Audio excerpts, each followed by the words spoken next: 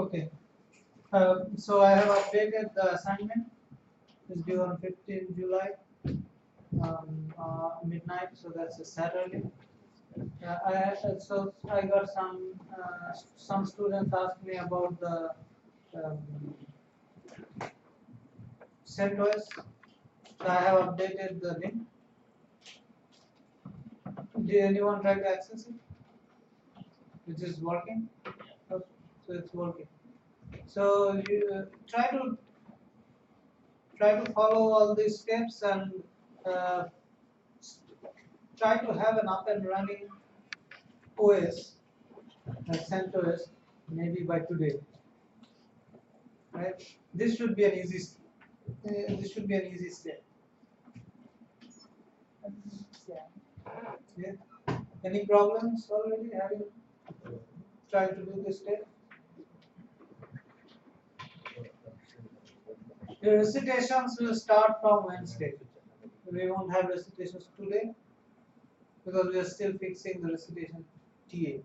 So on Wednesday, starting from Wednesday, you can have you start your presentation.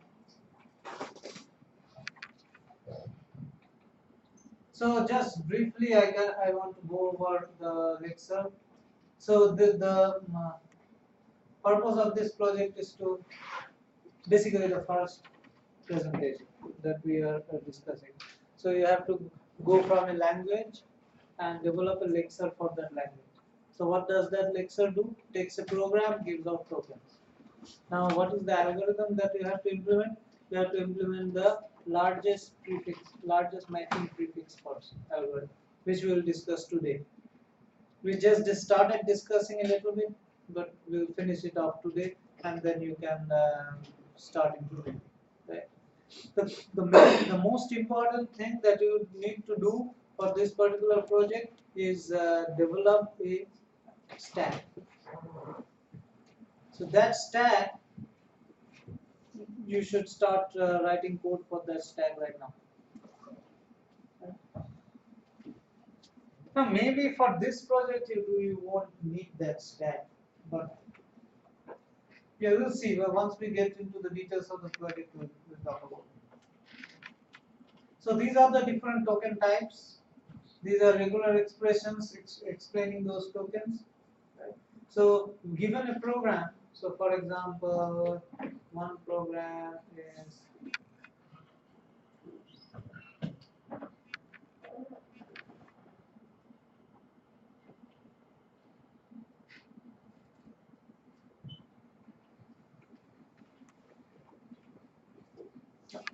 there's no test case. I thought I had a test case.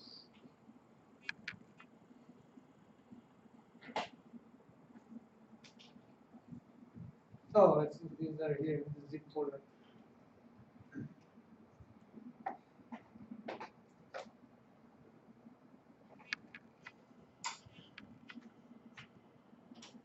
So for example, this is one regular expression, right? So based on for this particular regular expression, you have to match the longest matching prefix, and you have to tell me what is this token. So this can be many different types of token. Right? This can be just an ID, or a num, or a base 8 hex. So which one is it? Based on the longest matching prefix. That's what you have to say. So there are other. So let's. So this, for example, this one. What do you think this one should return? Decimal ID. Pardon? Decimal ID. Yes, decimal ID. Right. So given these inputs, you have to give me the correct tokens. Right. And I think yeah, this is expected.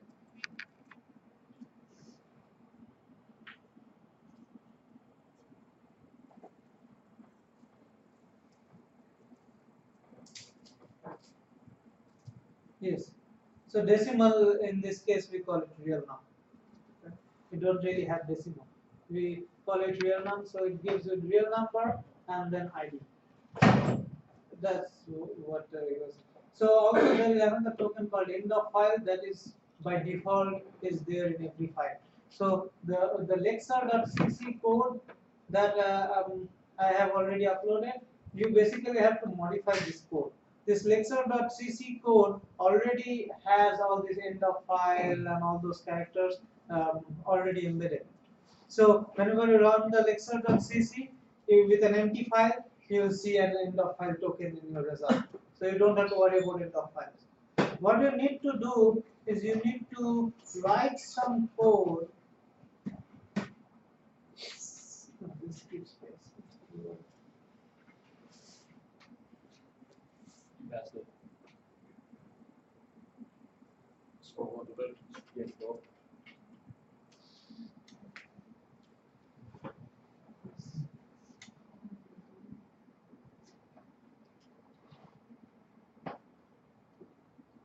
You have to write some code somewhere here. No, somewhere here.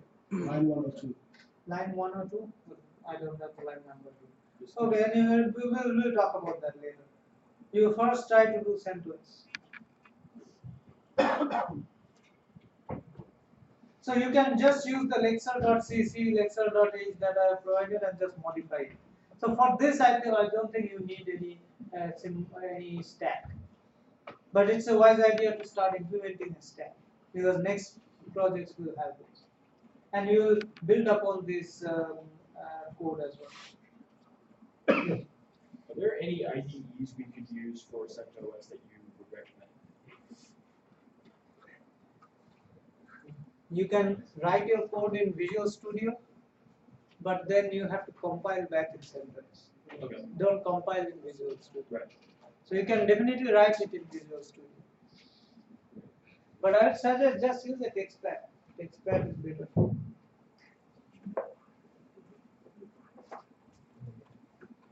Okay, so there are some slides that I already have here for the assignment 1. You might refer to these slides. But when you come to the recitation classes, these will become more clear, whatever we are doing.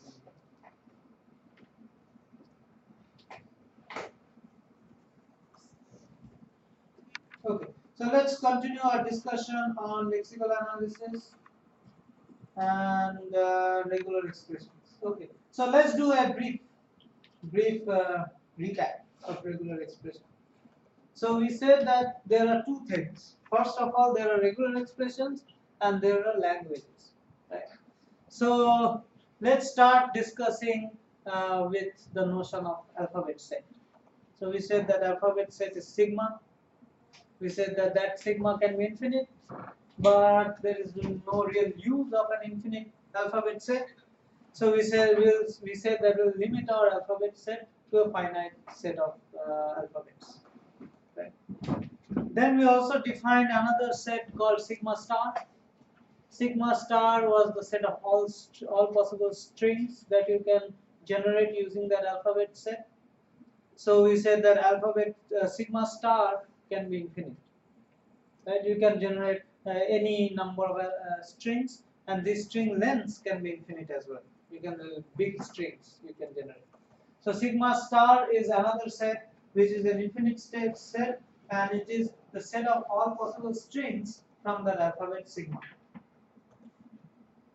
Now we defined the notion of language, where language was a specific subset of sigma star. That was our language. So a subset of strings that comes from sigma star is a language.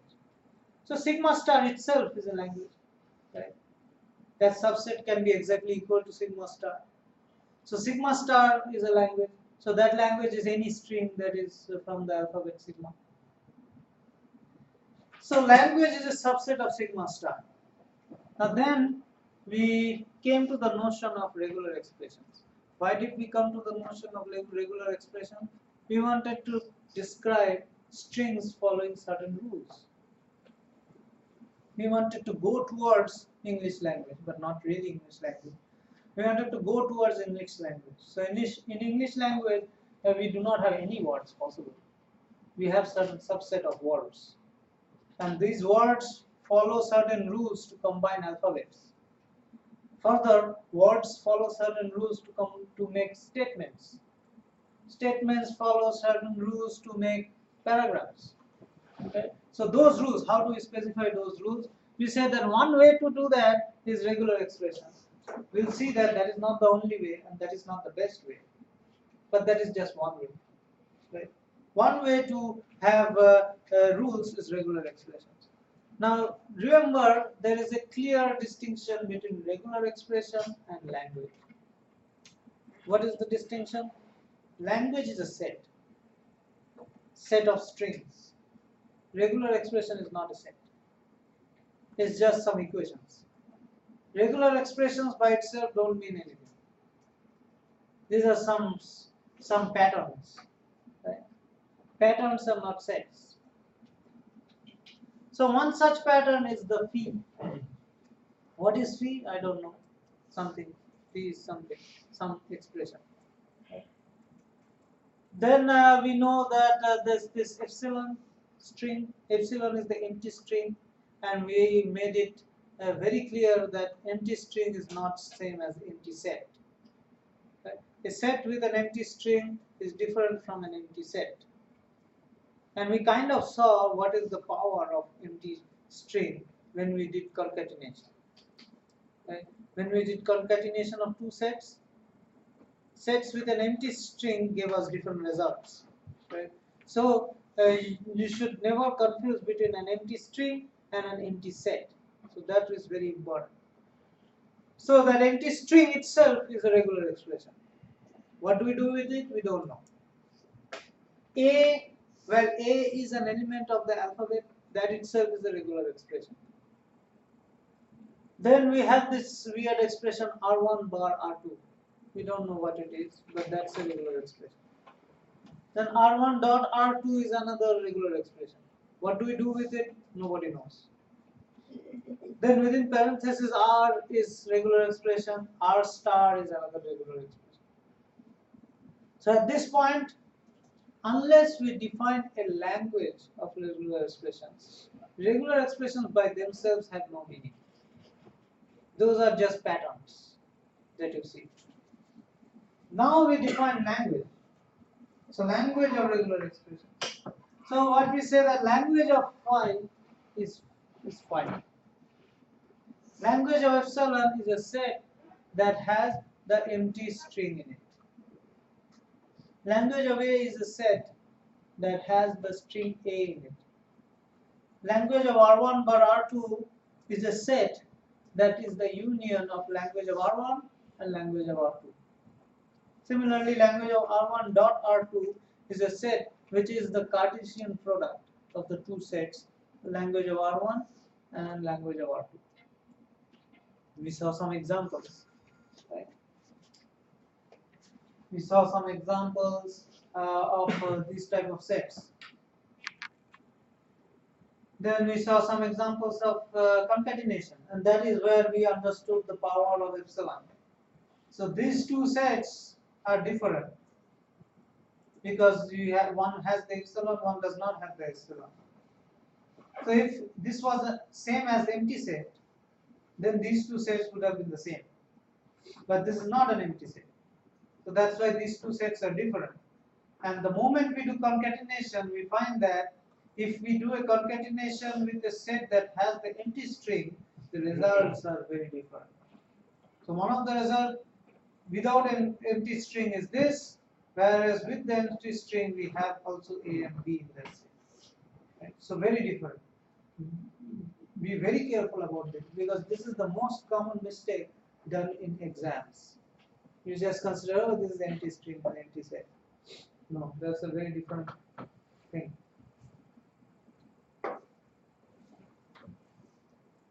We saw a lot of examples. Then we saw operator precedence, right? We said that the dot operator is more important than the plus operator or the union operator, right? Then we said that the parenthesis doesn't mean really anything. So parentheses are, the language of parentheses are the same as the language of R. Right? And using parentheses, we kind of can define precedence. So if we have parentheses A bar B dot C, then dot is not more important. So wherever we have parentheses, those we compute first. So this language will be language of A bar B dot language of C.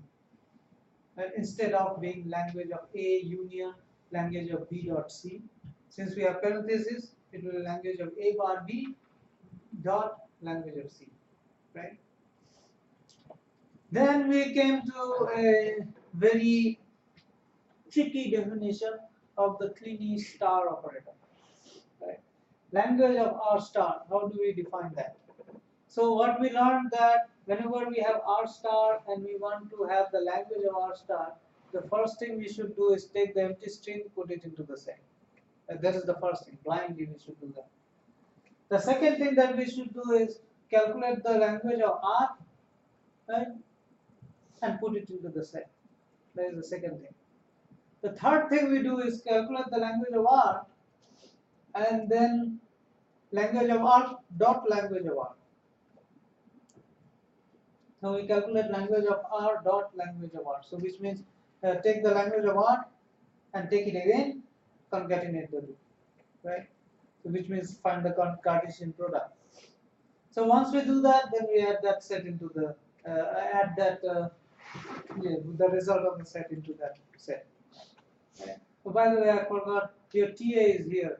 Prajwal, right? You can raise your hand. He will be your TA, and he will help in conducting the recitation class. I am still waiting on a grader, so I don't know whether that grader will be assigned by today or not. But he will start the recitation classes, but your grader will also join in and help him with the other recitation classes. Most probably we'll have one more grader. Okay.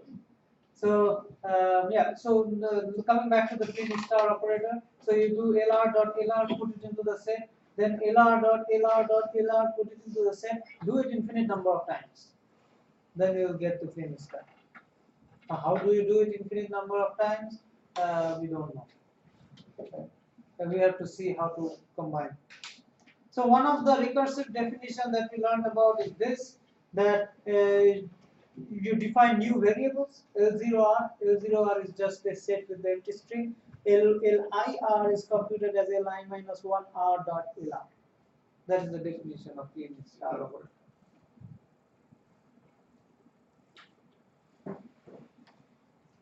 Then we say that okay, if we define some regular expressions, how do we define ID, how do we define num, and all those things. And then finally, what we were trying to do was to do this longest matching prefix rule, right? So, in order to do longest matching prefix rule, we need a regular expression first of all. So, what is the regular expression that we are using? This is the regular expression that we are using, right? So let's start from this one.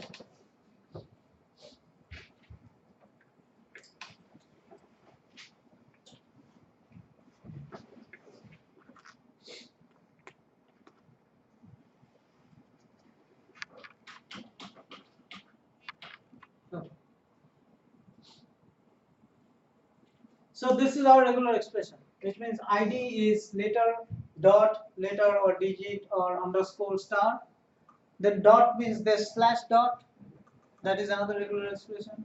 Then num is p digit dot digit star or 0, right? And decimal is num dot dot dot digit star.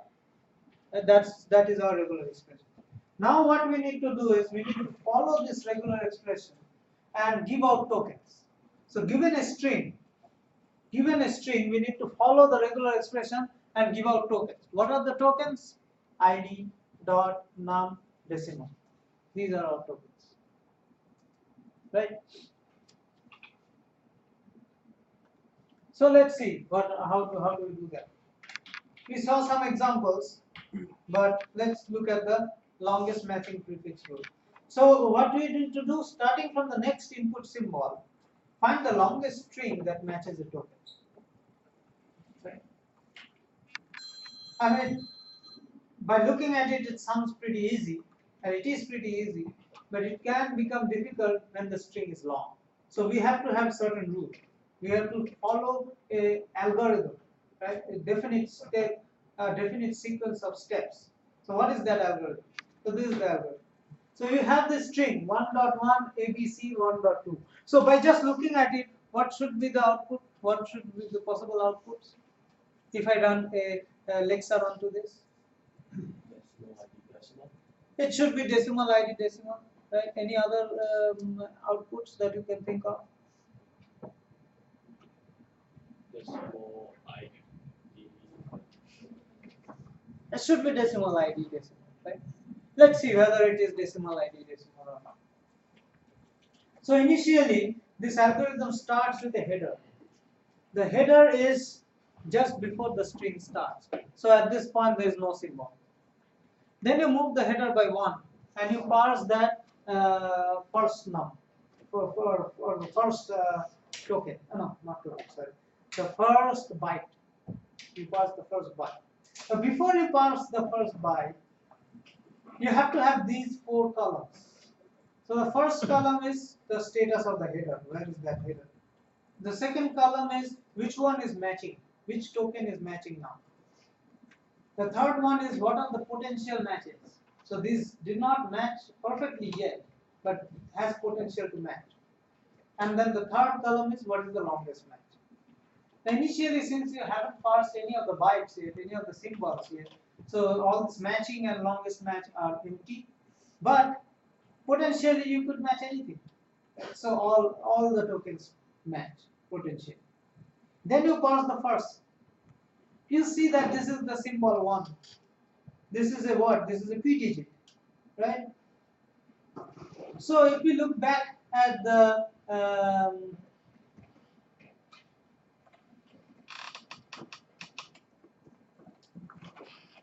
is there any way to have two screens here?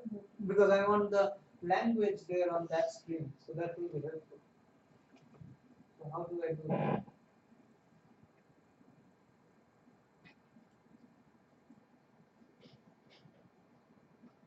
Okay, let me do it like this. So this is the primary desktop. And can I open one more of this? Or maybe just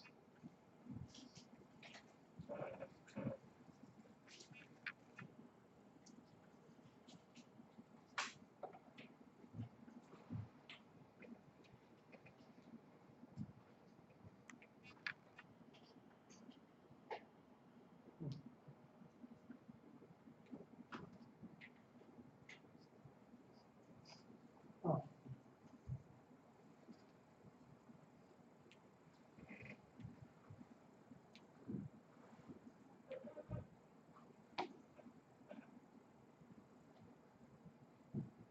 That works, right? Okay. Okay.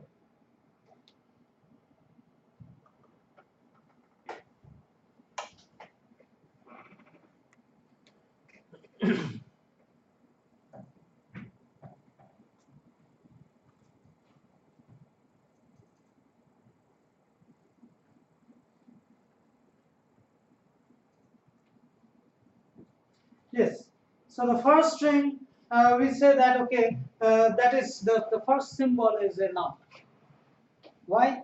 Because it's a p digit for sure, positive digit. And if we look at the num rule, then it is p digit dot digit star or 0. So it has to be either one. So even if it is not 0, we will look at the first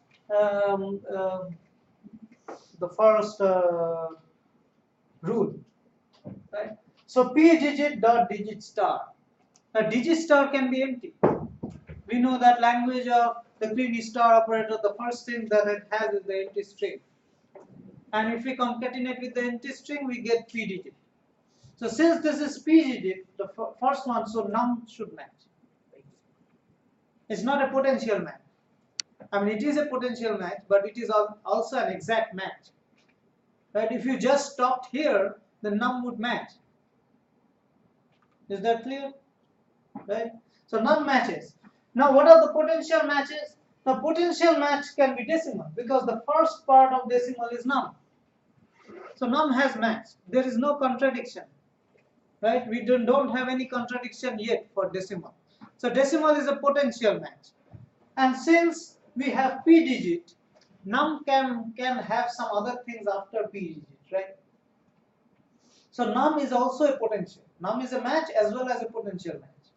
And also decimal is a potential match. Now what is the longest match?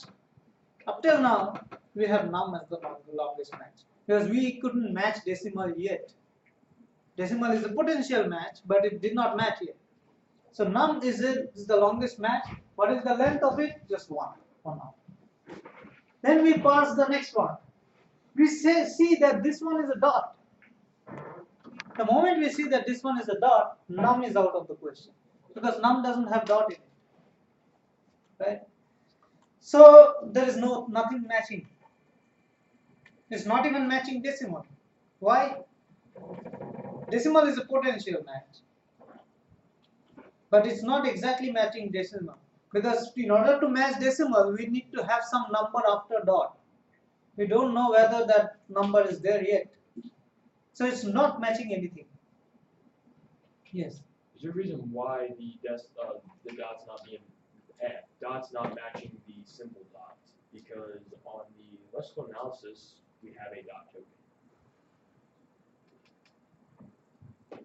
It's not just the only token that we have. We have one dot. We just don't have just dot. Okay. Right? Right. Now we don't know yet. If there is nothing on that other side, then what we can do is we can say, okay, num is the longest match and then go back. Okay. Right? Now since the longest match is already num and we have a dot, the potential match is decimal. We haven't said that num is the only match for now. It's the longest match, yes, but we haven't finished saying that num is a match. We haven't seen the next symbol. If the next symbol is nothing, then num will be a match and we have to go back. Then we'll go forward again. We'll see that there is a dot. We'll match the dot. Right? So at this point, we cannot say dot is matching because the string is not dot. The string is one dot. Okay. Now in here, dot means only dot. It's not one dot. Right? So dot is not matching here. So we have potential as decimal, longest match as num. Now we pass the next symbol. We see 1. Now decimal is matching because you see num and we have a dot. Yes, we did have a dot and there is a digit. And we don't need anything else because it's digit star. After that point is digit star. So digit star can have epsilon, which is the empty string. So decimal is matching. Now what is the potential match? We haven't seen the future yet. So there might be another number. Right? So potentially we can still match decimal again. You understand this? So now what is the longest match up till this point? Decimal we have a match and the longest is 3. We have 3 symbols. So the match is decimal, the potential match is decimal and the longest match is decimal with the length 3. Now let's go ahead and pass the next number. The next number is the A. Now there is nothing in this regular expression that says 1.1a is some token, right? So it doesn't match decimal.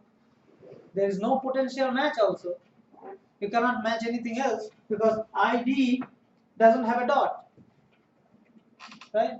You have parsed a dot, but ID does not have a dot. So you cannot parse ID.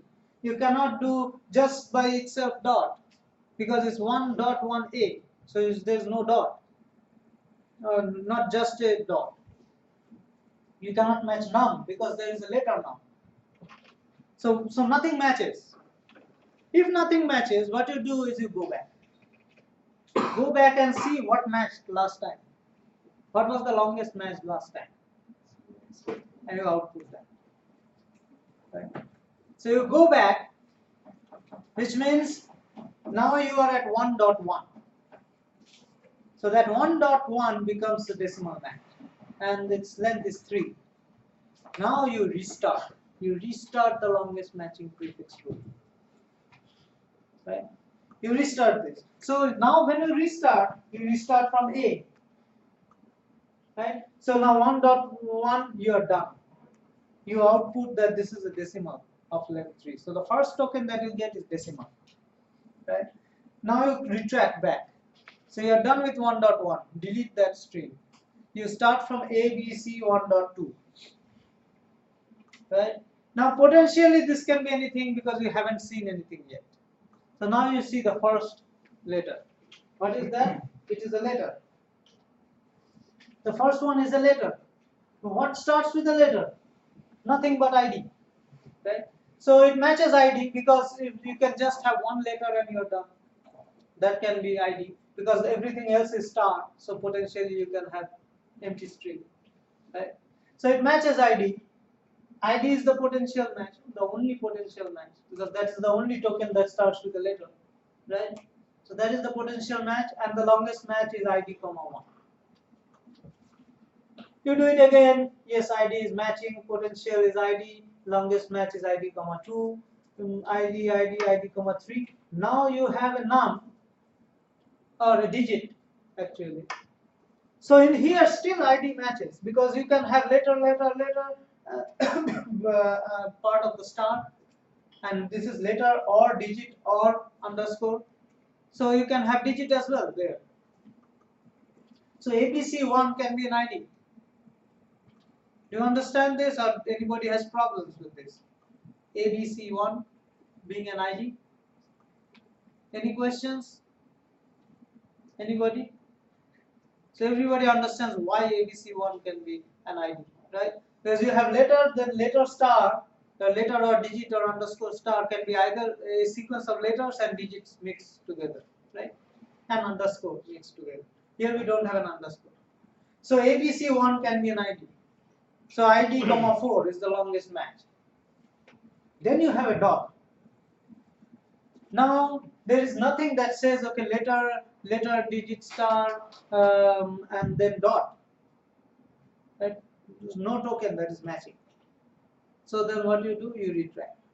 You retract back.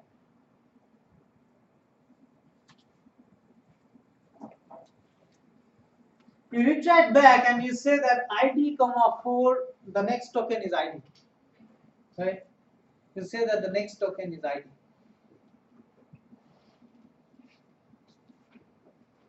Now the next thing is you have all potential matching. The rest of the string is dot 2. Now you see you got a dot. So that is the only match. The only token that matches is dot.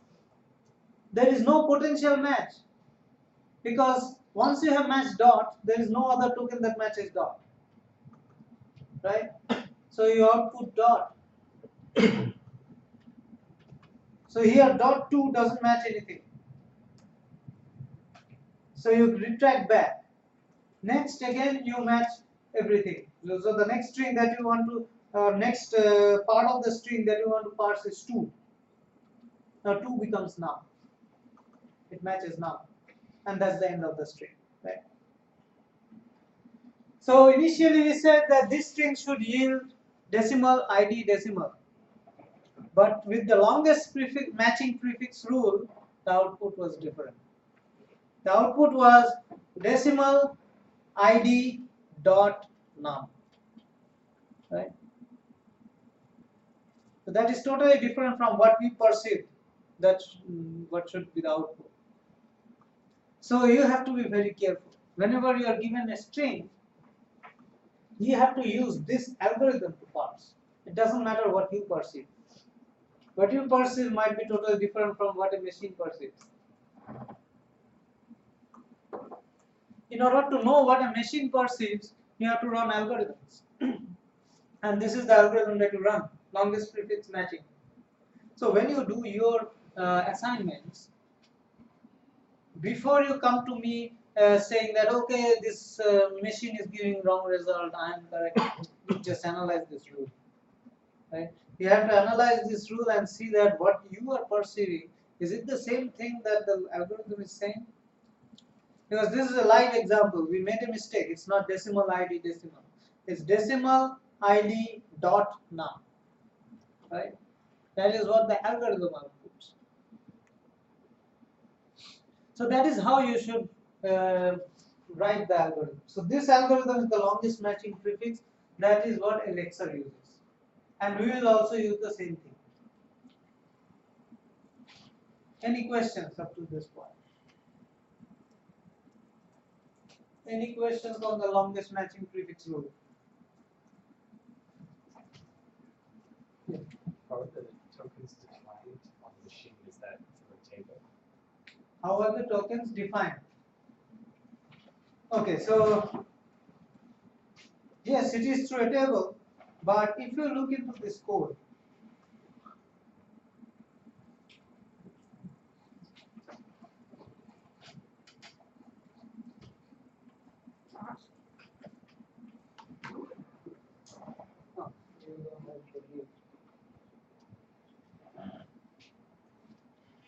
if you look into the Elixir code, you will see there are some strings reserved here.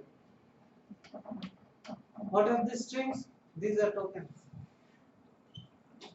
The letter, you can see that this is the end of file, this is if, while, plus, equal, greater, less. Then in this function, scan ID or keyword, right? Scan ID or keyword, you have a switch case. All these switch cases. So in these switch cases, you define the exact token names, right? So this dot, plus, minus, semicolon, um, greater than, equal to, all these things are there. And then what you need to do is you need to define a similar type or a similar switch case, right? You need to define a similar switch case to define whether it's a num or an ID or a letter, right? So that is the function that you need to write. This is some example. These are some examples that you can use, and what you need to do is for a p digit, let's say, for a p digit, you need to have another case. You need to have another case and say that okay, when you encounter this, you make it a p digit. Then you have to write an algorithm saying that how do you combine following the longest matching prefix rule. So the question that you have asked, the answer to that lies in the first assignment.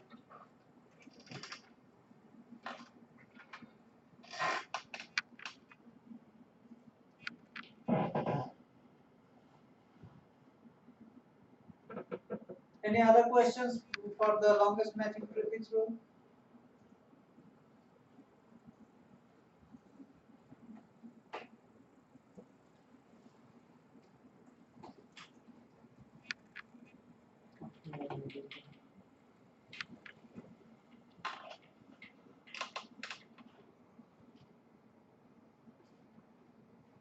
Okay, so now the problem is, this is very important. The longest matching prefix rule is very important because if you have problems in syntax analysis or in lexical analysis, you can have significant repercussions of that problem. So for example, one example that a lot of people use is the example of Mariner. Right? So there was this spacecraft which crashed during launch, and the result of that spacecraft failing was apparently a syntax problem, a syntax matching problem. So what they did was 5 plus 10 versus so they write code in Fortran, and in Fortran it's very weird because white space is used to delimit characters, right? So do 15i 1, 100. This actually means that you do 15 times, right? There has to be a loop that runs 15 times, and it goes from 1 to 100. I goes from 1 to 100 in steps of 15, or whatever is the step that you need to do 15 times, right? But if you do not have spaces in between, then what it means that this is a do 15i variable which has been assigned the value 1.100. So instead of a loop, it becomes a variable assignment. So if you ignore white space, then that was the problem with Fortran, and this Mariner spacecraft code was written in Fortran, and that is apparently that is the reason that it crashed. This is a wrong lexical analysis. So this is extremely important. Doing the correct lexical analysis, and not only doing the correct lexical analysis, understanding the lexical analysis and writing correct code, which depends on this lexical analysis. So you can understand this is a spacecraft code, which is huge, right? What often happens is that in practice, what you do is that you don't even test for loops, because these loops can be very long loops. So testing will take a lot of time if you want to do these loops. So what can happen is that you can condition out these loops. So you can say, okay, I will just test one iteration of this loop. So you test one iteration, that works fine. But when you expect that this has to go for 100 times, it doesn't work. Because that one iteration just assigned a variable. It did not really do a loop. Right?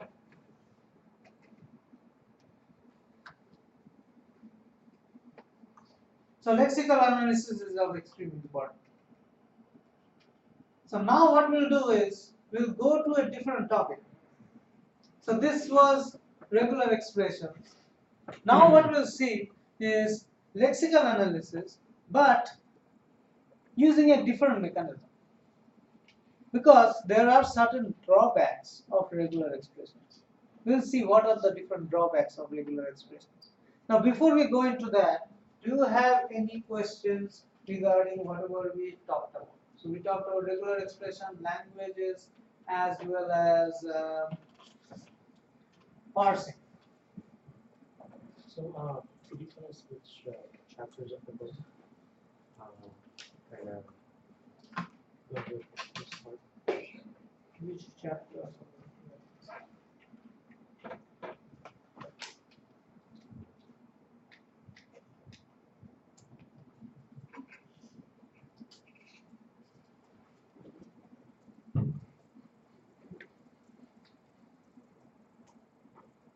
Okay, this is chapter 6.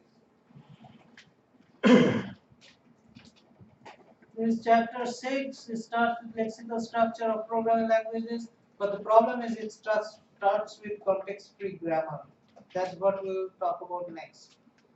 Does it do regular expressions? I don't think so. Let's go to 204 and see.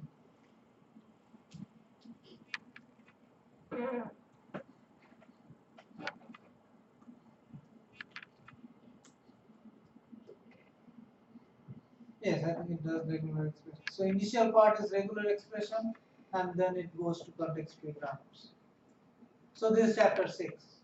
So you can start reading chapter 6, but it doesn't go into those details of the star operation, and it just talks about it in very less detail, but you need to understand those things. Otherwise it will become problematic to understand regular expressions. So chapter 6.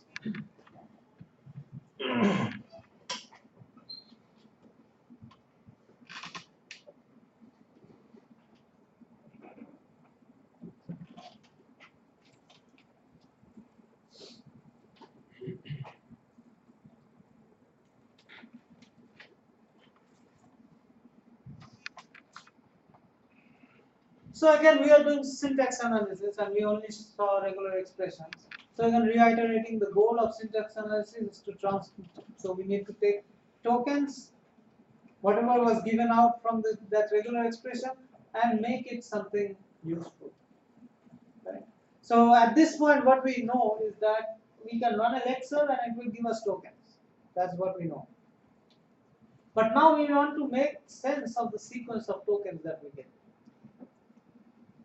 Now what we'll see is that is not possible with regular expressions. Understanding what a sequence of tokens mean, that is not possible with regular expressions. We'll see an example. So we need a way to specify and check if the sequence of tokens is valid. For example, num plus num, decimal dot num, id dot id, all these things we need to check whether a program allows you to do all these things. In order to do that, we need to specify certain rules in which you can combine tokens. Right? Now, one of the way of specifying that rule is using regular expression. We can use regular expressions to say, okay, this is the rule that you can combine. But there are certain drawbacks of regular expression. So you can, so basically what you need to do is we need to write a program. We need to explain or at least enforce certain rules when we are writing programs. So what we can say is, let's first try to use regular expressions. Let's see where we can go with regular expressions while writing programs. So what we can say is that a program is just consists of either no sentences or no statements or some statements. So program is a collection of some statements.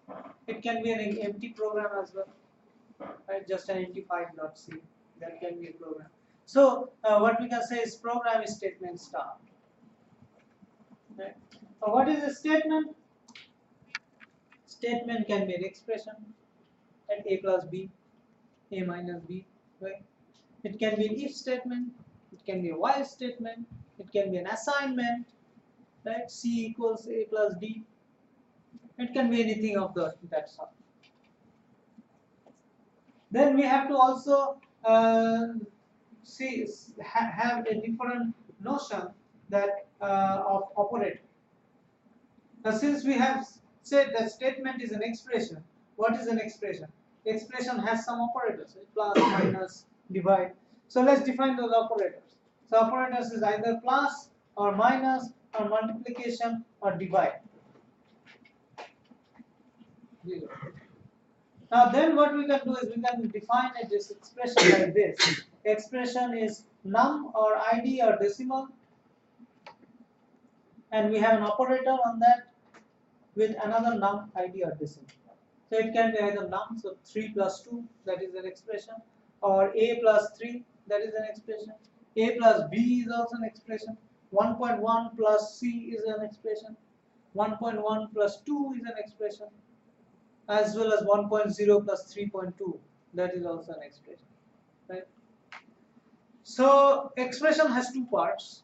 Either first part is num, id or decimal, it can be any of these. Then it has an operator, plus, minus, multiplication, divide, or it can have, and then after that it has to have either a num, id or a decimal, right? So that is our expression. So is this a statement?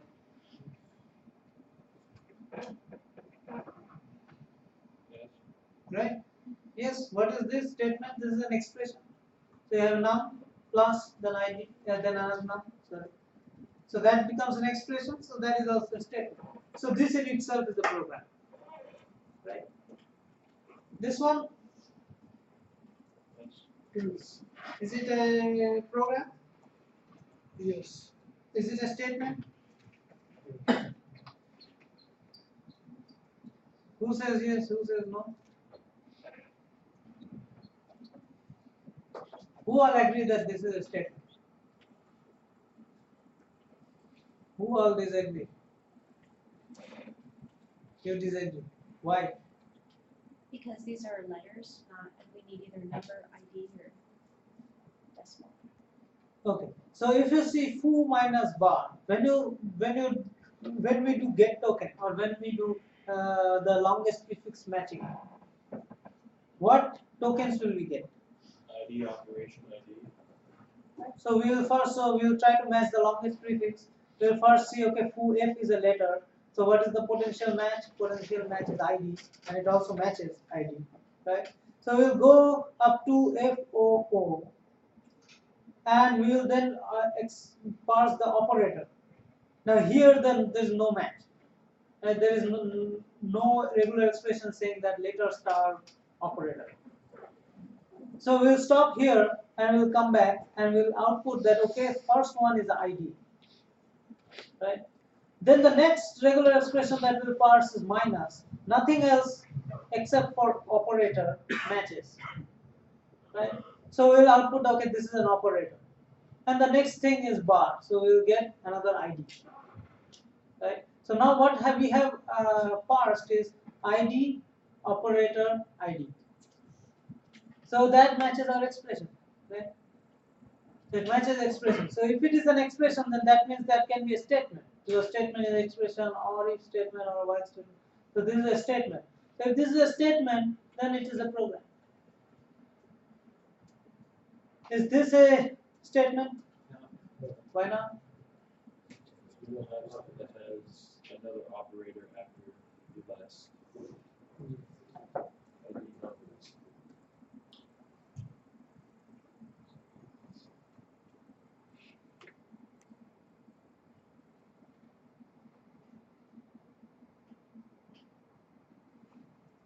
It's not a statement. Right? I had to think for a while because program says statement start, so it can be statements dot statement. It can be concatenation of two statements, right? Now one statement is an expression, but then expression only has a single operator. So it cannot be multiple operators. So this is not a statement.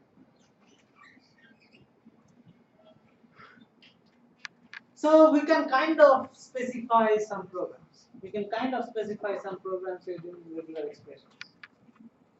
Now regular expressions are not sufficient to extract or to capture all programming constraints. One example is this. Can you write a regular expression that matches parentheses?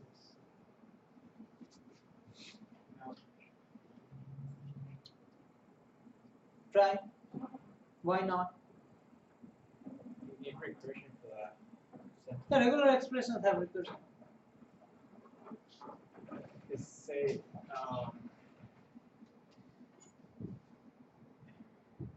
you cannot put like the left one and the right one, and then the left one to the right one. You have to put like left, right. That's the only way you can do a regular expression. Okay, so what we'll do is we'll try. We'll try to write, or we'll try to match parentheses using regular expressions. So what regular expression will we write? So we need a language that tells us this, right? Language of R should be the empty string or always this matching parentheses. So you can either have two parentheses, 4, 6, 8, and so on, and it has to match. Like you cannot have 4 open parentheses. You have to have 2 open, 2 close. Right? Can we write a regular expression for that? Turns out we cannot. The only problem why we cannot write regular expression is regular expression has no way of counting. You cannot count in a regular expression. Right? So if you cannot count, you don't know how many open parentheses are there. So you don't know how many closed parentheses we need in the future. Okay? So using regular expressions, you cannot express these. So the problem is regular expressions that they are defined have no concept of counting. Therefore, it's impossible to create an R which gives a regular language that we have indicated there. Now there are some regular expressions which are extensions to the basic regular expression that we have defined in class. There are some extensions of regular expression that allows you to do that, matching parentheses. They have a counting mechanism in them, but we are not talking about those type of regular expressions. The most basic regular expression definition that we have used in class, it cannot do this. Okay. We have to change the definition of regular expression if we want to do this. So that's why we talk about context-free grammars. Context-free grammars is a new concept that we are introducing in this class, which is a parallel concept to regular expressions. And using what we'll see, using context-free grammars, we can define this kind of counting. So syntax for what is the syntax for context-free grammars? How do we write it? So each row is called a production. So context-free grammar will be like some lines of grammar that will say. Each row, which means each line, is called a production. There is a concept of terminals and non-terminals. Non-terminals means it says it's some token that can be expanded further. So that is a non-terminal. And what is a terminal? Terminal is a token that cannot be expanded anymore. That is the final token. You cannot expand. So non-terminals go always on the left. So if you have a production will be a rule of the form x equals y plus z, or y is something z, or not equals x right arrow something x, y, right? Some combination. So on the left of that right arrow, you will have a non-terminal. Always you will have a non-terminal. So which means you can expand. You can expand using the right arrow. Whatever is there on the right of that right arrow, you can use that to expand it.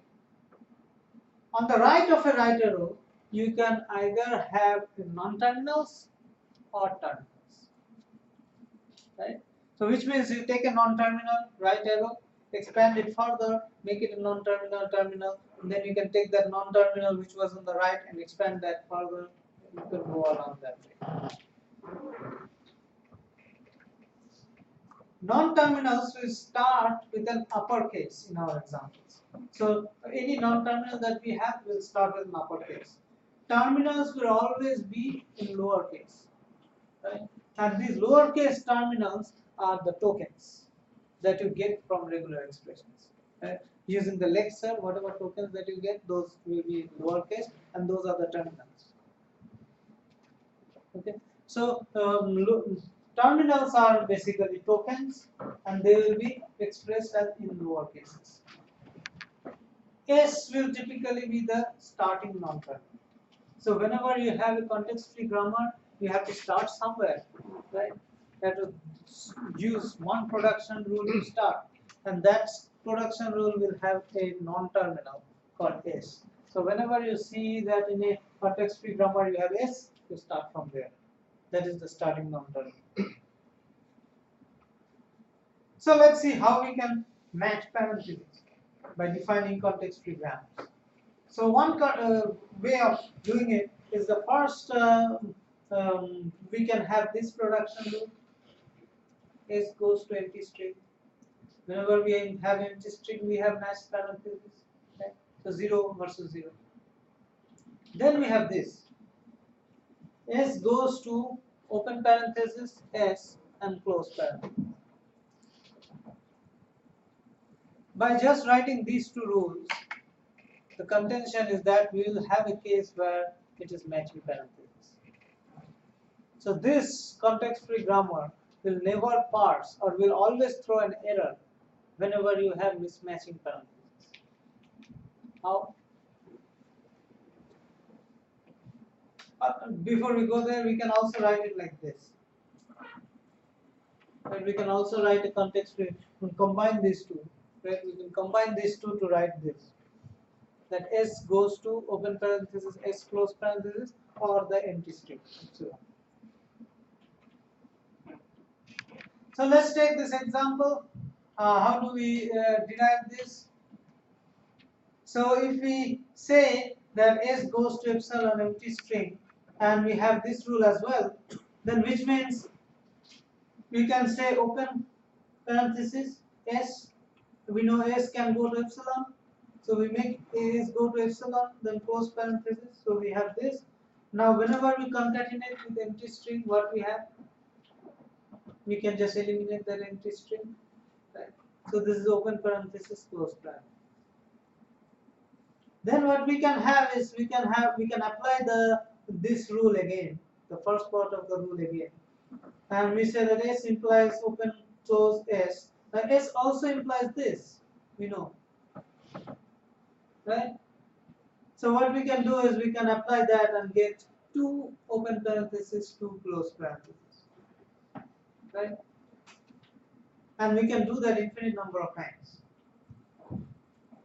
So this will always parse statements that have as many number of open parentheses as you want, as many number of close parentheses. They will have to be matched, right?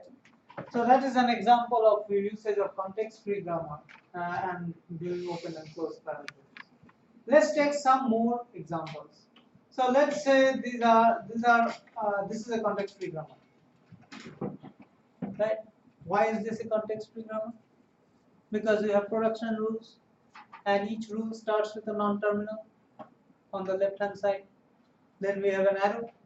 On the right-hand side, we have either a non-terminal or a terminal. Right? And this plus star, these are all operators. These are all tokens. Right? So on the right-hand side, we are either having non-terminals or tokens. Same for the second rule. We have expression. Expression is a non-terminal, and we have some token star. Star is the token. Another expression. So we either have non-terminals or tokens. Then the third rule is also a valid context-free grammar rule, because on the left hand side we have a non-terminal, on the right hand side we have a terminal num.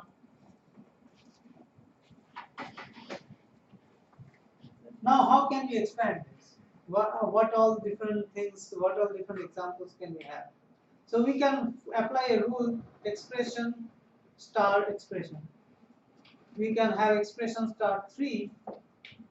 Then this expression we can expand using the first rule, expression plus expression, and then we can find a num which is 2 and replace this expression by 2, and then the next expression we can replace by 1, and we can parse 1 plus 2 multiplied by 3, right? So we kind of randomly applied these rules, right? What we did was we first applied the second rule, then then we applied the third rule, right? Then we applied the first rule, then the third rule again, and then the third rule. We didn't follow any specific order in which we need to apply the rules, right? Now we can also apply a specific order. For example, we can do leftmost derivation. What is this leftmost derivation? We always expand the leftmost non-terminal. Okay. So what is this leftmost non-terminal? Again, we have this context-free grammar. So let's see. This one that we did, is this a leftmost derivation?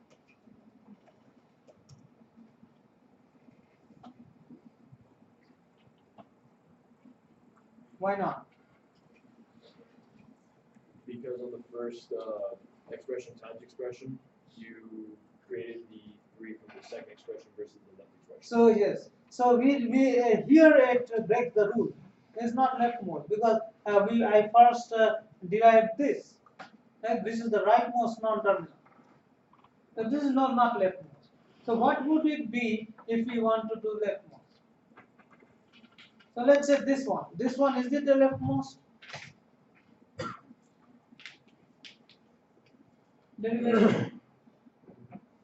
We first take expression.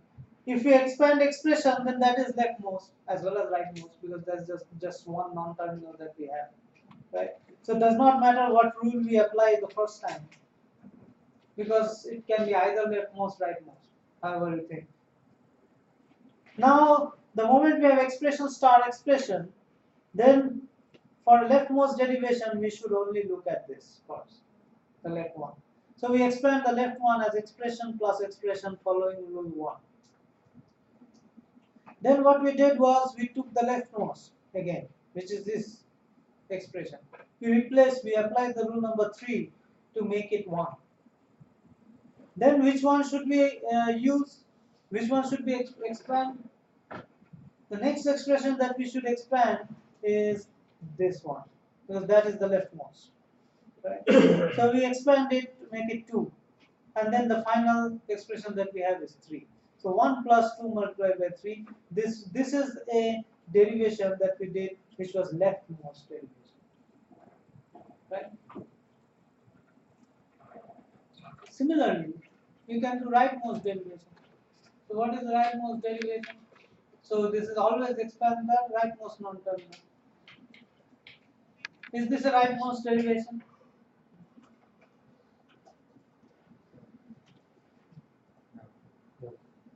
Where does it break the rule? Times 3. Yes? Where? Times 3. Times 3? Okay, let's do it. So expression, this is the first one. It does not matter which rule you use, because this is both leftmost, rightmost. So let's use the rule 2. So expression star expression. Once you have done this, you can only expand this one. You cannot expand this one now for it to be rightmost derivation. So you expand this one, you apply rule 3, expression star 3. So this does not violate my rightmost derivation, right? Do you understand? Then what you do, the only expression that is left is this one. So you apply rule 1, you make it expression plus expression multiplied by 3. Now what you do is you have to only expand this one. You can only expand this one. So what you did was you used the rule 3 to make it 2. And then the only one that is left here is this one. You use the rule 3 to make it 1. So which rule you use to expand does not matter. But which non-terminal you expand matters. Right? So here you can only expand the rightmost non-terminal. So this is a rightmost derivation because you have always expanded rightmost non-terminal. So do you understand why this is a rightmost derivation? No problems up to this point, right? You understand what is the context-free grammar, you understand how to derive a context-free grammar, leftmost, rightmost, right? Now we come to the concept of parse tree. Parse tree is another way of representing. So leftmost derivation is one way, rightmost derivation is another way. Parse tree is a different way. It's different from leftmost, rightmost derivation. One of the biggest problems that students have here is they confuse parse tree with the leftmost, rightmost derivation. When you are thinking of parse tree, forget about leftmost, rightmost derivation. Right? You forget about those concepts. Parse tree is a totally different way of representing a derivation. Leftmost, rightmost derivation is another way that is different from parse tree. Never confuse these two. Whenever you are talking about parse tree, forget about leftmost, rightmost. Right?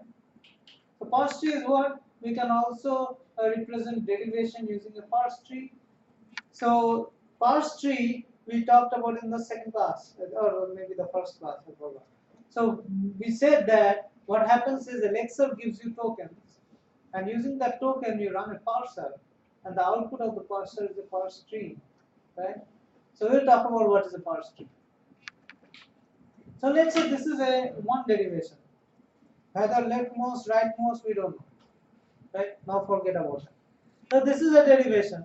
How can I represent this derivation using a parse tree?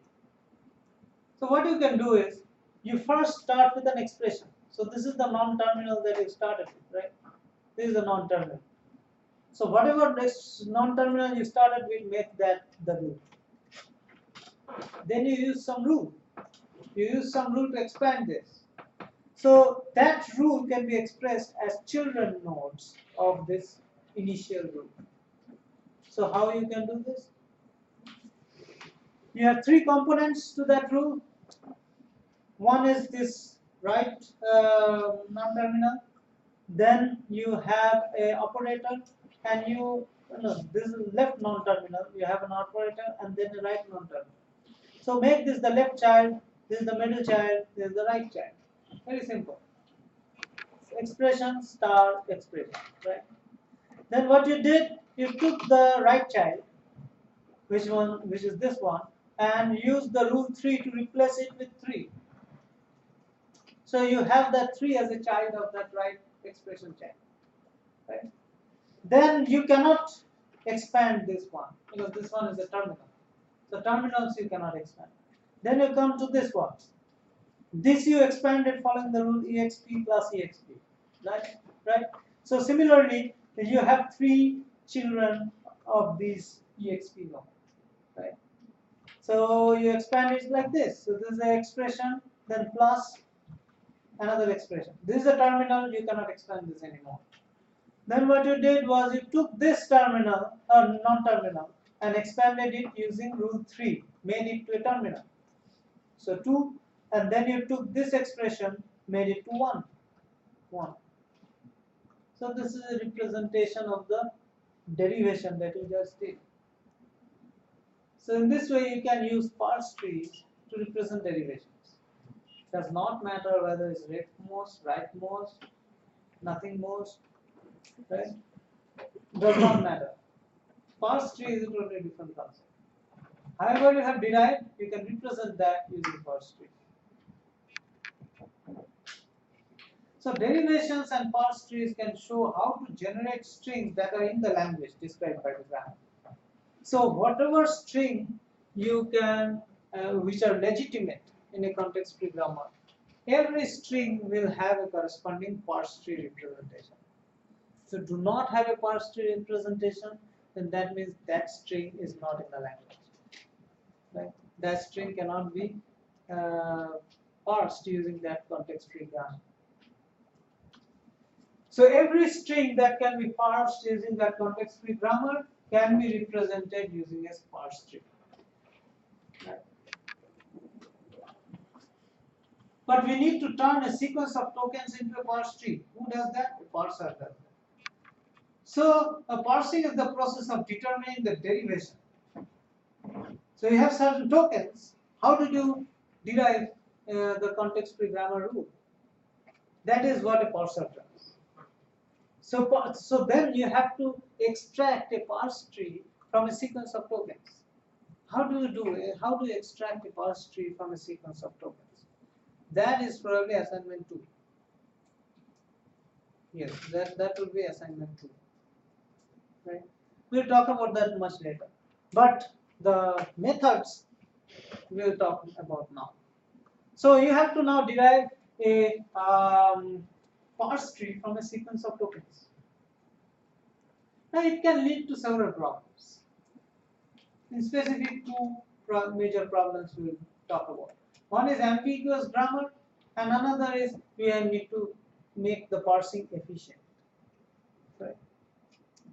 So we'll talk about both of these. So let's first talk about ambiguous grammar. So let's see, this is our grammar. How do we parse this? 1 plus 2 multiplied by 3. We saw many different ways of parsing, right? One method of parsing is this one. What is this? This is leftmost, rightmost? What is this?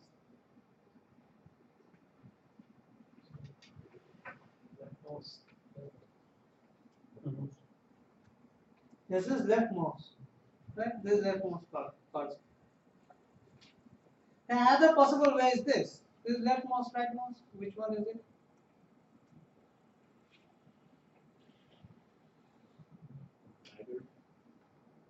It's neither, right?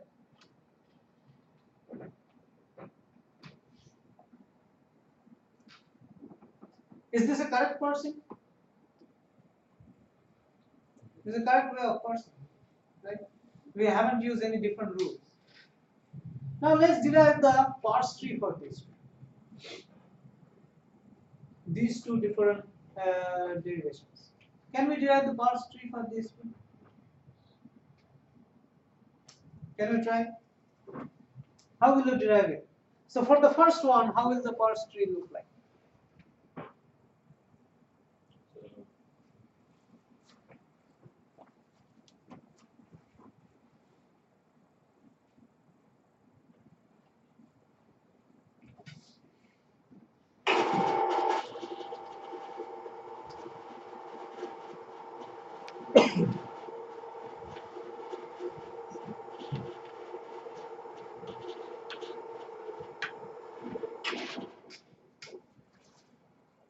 I don't know which light, which.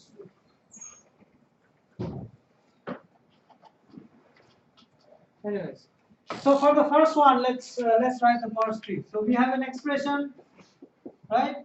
We have an expression, then we have another expression, we have a star, we have another expression, right? Then we take this one. Oh no, this one. We take this one and expand. So we do expression plus expression, right? Then what we did, we replaced this with 1. 1. Then we replace this with 2. And we replace this with 3. This is the parse tree for the first derivation. Let's do the second one. The second one, what we did was we have expression, we had Expression plus expression. yes, expression plus plus expression. Then what we do? Then we took this one, put it to 1, right? Then the second expression, we made it expression star expression, right? Then what we did, we made this 2 and we made that 3. Two totally different parse trees. This parse tree is not equivalent to that one. However you rotate, however you balance, this is totally different parse tree, right? So following that same grammar, whatever grammar we had, expression goes to expression goes to those 3 production rules, we have 2 different parse trees for the same string. The output is 1 plus 2 multiplied by 3. We have 2 totally different parse trees. How do we parse? This is called ambiguous grammar. So when we have 2 totally different parse trees for the same string, we have ambiguity in grammar. And that is what we need to avoid. We will talk about this next slide.